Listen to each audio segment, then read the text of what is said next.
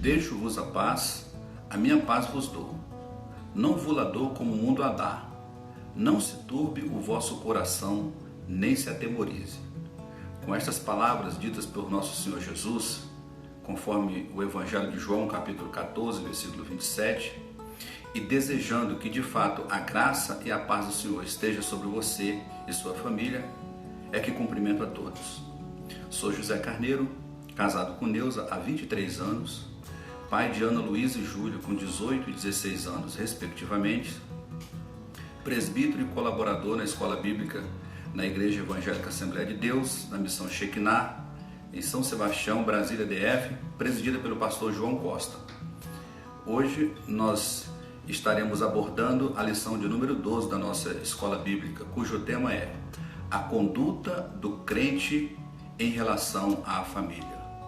Então nós abordaremos acerca da conduta do esposo, a conduta da esposa e a conduta dos filhos. Antes, porém, eu inicio com 7 afirmações para nós que certamente norteará e auxiliará a compreensão desse nosso estudo. Primeiro, Jesus te ama e quer somente o seu bem. Segundo, a sua família é importante, tanto é que você faz parte dela.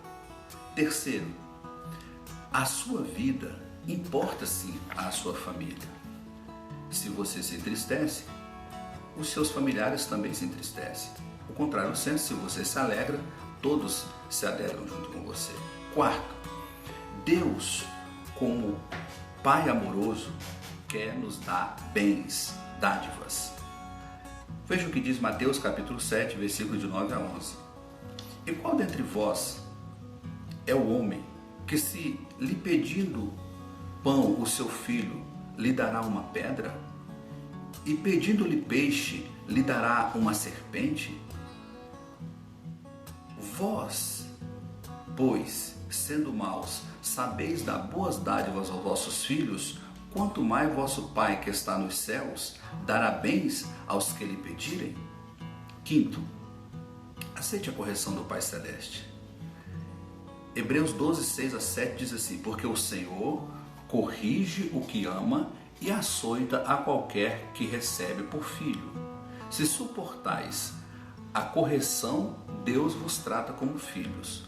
Porque que filho há a quem o pai não corrige? Sexto, observação: não se ire contra Deus, você só vai perder. Sétima e última observação: seja humilde diante de Deus e abra o coração para a sua palavra. O texto áureo da nossa lição bíblica está em Efésios capítulo 5, versículo 31, que nos diz: por isso, deixará o homem seu pai e sua mãe, e se unirá à sua mulher, e serão os dois numa só carne. Verdade prática: Deus estabeleceu o casamento monogâmico, heterossexual e indissolúvel, isto é, a instituição da família para a glória dele.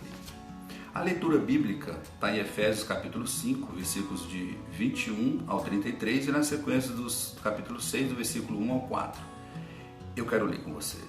Sujeitai-vos uns aos outros no temor de Deus. Vós, mulheres, sujeitai-vos a vosso marido como ao Senhor. Porque o marido é a cabeça da mulher, como também Cristo é a cabeça da igreja, sendo ele próprio o Salvador do corpo. De sorte que assim como a igreja está sujeita a Cristo, assim também as mulheres sejam em tudo sujeitas a seu marido. Vós, maridos, amai vossa mulher, como também Cristo amou a igreja e a si mesmo se entregou por ela, para a santificar, purificando-a com a lavagem da água pela palavra, para apresentar a si igreja gloriosa, sem mácula, nem ruga, nem coisa semelhante, mas santa e irrepreensível.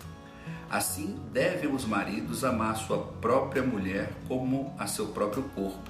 Quem ama a sua mulher, ama-se a si mesmo. Porque nunca ninguém aborreceu a sua própria carne, antes a alimenta e sustenta, como também o Senhor a igreja. porque somos membros do seu corpo. Por isso, deixará o homem o seu pai e sua mãe, e se unirá à sua mulher, e serão dois numa só carne. Grande é esse mistério, digo-o, porém, a respeito de Cristo e da igreja. Assim também vós, cada um em particular, ame a sua própria mulher como a si mesmo, e a mulher reverencie o marido. Vós, filhos, sede obedientes a vossos pais no Senhor, porque isso é justo. Honra o teu pai e a tua mãe, que é o primeiro mandamento com promessa, para que te vá bem e vivas muito tempo sobre a terra. E por último, vós pais, não provoqueis a ira a vossos filhos, mas criai-os na doutrina e admoestação do Senhor. A lição nos apresenta 3 tópicos: a conduta do esposo, a conduta da esposa e a conduta dos filhos, ambos em relação à família. Tópico 1, a conduta do marido. Liderar o lar. Liderar na mais ampla acepção da palavra, da norte, da diretriz, conselho e segurança para os filhos, dar o amparo emocional e espiritual à membresia da família, interceder, exercer o sacerdócio no lar. Esse é o papel, um dos papéis da conduta a ser desempenhada pelo marido na sua casa. Além da questão da liderança, é amar a sua esposa. E o padrão de amor à esposa é como Cristo amou a sua igreja. Então é um padrão elevado. Veja, Efésios 5:25 diz: vós, maridos, amai vossa mulher, como também Cristo amou a igreja e a si mesmo se entregou por ela. Essa expressão amor aqui utilizada é do grego agapau ou ágape, que significa um amor que se compromete conscientemente e procura o bem-estar da pessoa amada, independentemente do custo pessoal. Veja que o padrão de amor do marido à esposa é por demais elevado, Então, além da questão de liderar, de amar a esposa, ao marido também cabe o papel ou a conduta de cuidar da esposa. É lhe dar segurança, lhe promover uma vida digna, protegê-la. E esse cuidado perpassa as questões das provisões material. Ela também se refere, esse cuidado, ao afeto, à consideração, à honra, tudo que é devido à esposa e o marido deve assim proporcionar. Assim nos afirma Efésios 5:28 e 29, dizendo: assim devem os maridos amar a sua própria mulher como a seu próprio corpo. Quem ama a sua mulher, ama-se a si mesmo. Porque nunca ninguém aborreceu a sua própria carne, antes a alimenta e sustenta, como também o Senhor a igreja. Talvez você se pergunte, e aquele esposo ou marido que não lidera, não ama e não cuida? Resposta: este é o padrão bíblico para nós. Se estivermos fora dele, nós é que devemos nos ajustá-lo, ok? A propósito, eu sugiro aqui às moças, aquela que certamente quer formar família e deseja casar, que se empenhe na oração, colocando diante de Deus essa aspiração e pedindo o marido conforme o padrão bíblico. De igual forma, o jovem que certamente quer formar a sua família, se coloca diante de Deus, se submetendo a Ele, orando e desejando, pedindo a Deus que seja esse esposo, tal qual o padrão bíblico. A síntese do tópico 1 é: ao marido, Deus delegou a liderança do lar e o dever de amar sua esposa com verdadeiro altruísmo. Tópico 2, a conduta da esposa. É inegável que uma esposa traz um equilíbrio no lar. É inegável o papel da mulher, tanto na família como na sociedade de forma geral. Provérbios capítulo 14, versículo 1 nos diz: Toda mulher sábia edifica a sua casa, mas a tola derriba-a com as suas mãos. É claro que a esposa não é uma escrava. Ao contrário, ela é uma mãe de família, uma esposa amada e uma ajudadora do lar. Reconheça o seu marido como líder. Demonstre estima e respeito a ele. É verdade que não se pode negar a luta e as conquistas obtidas pela mulher ao longo da história, como, por exemplo, a conquista do direito a voto, a conquista, e a aspiração do exercício de uma profissão digna e percepção de salários semelhante aos homens. É uma luta que, ao longo do tempo vem ocorrendo na história, a luta para ocupar o seu merecido espaço na sociedade. Então, inclusive Cristo valoriza, o ministério de Cristo valoriza as mulheres. Tem vários exemplos de mulheres que andavam com Cristo, de Jesus tendo um encontro com a mulher samaritana ali no poço, aquela mulher que estava sedenta, desejosa, com as suas questões pessoais bem adversas, e Cristo sacia a sua sede espiritual. Da ressurreição de Jesus, uma mulher foi que teve o privilégio de primeiro ver o Senhor ressuscitado.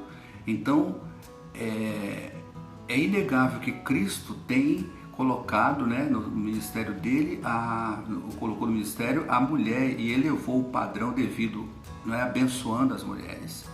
E como nós dissemos aqui, essa luta histórica pelos direitos que são devidos às mulheres, há de ser reconhecido.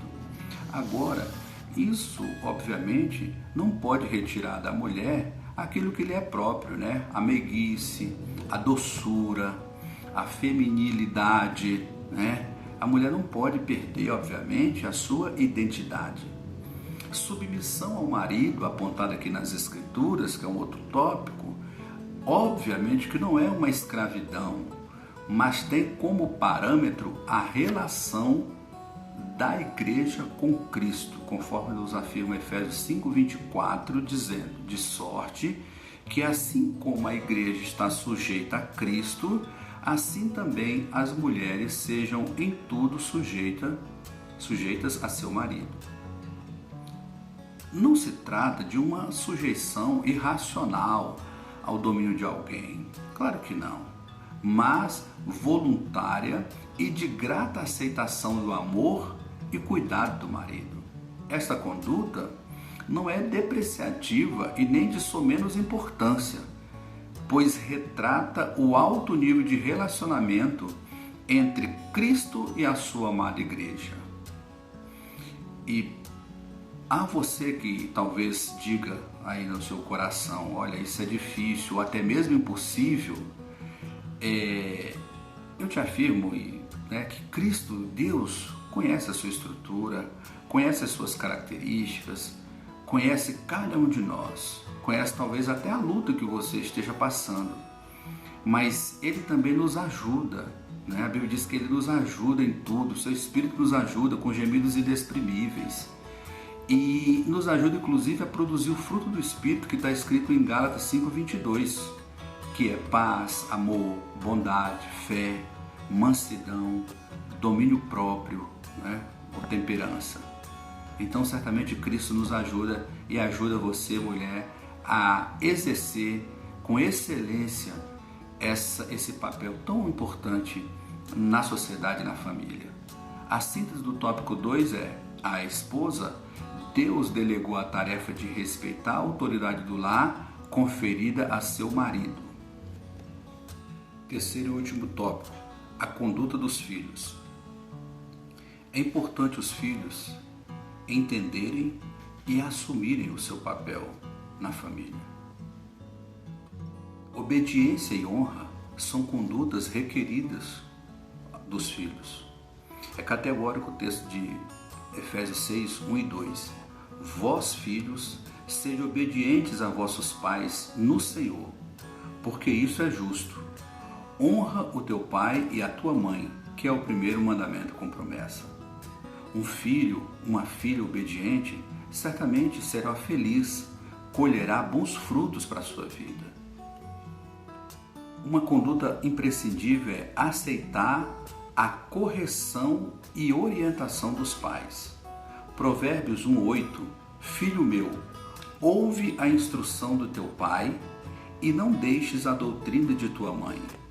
Ainda Provérbios 3:1, Filho meu, não te esqueças da minha lei e o teu coração guarda os meus mandamentos.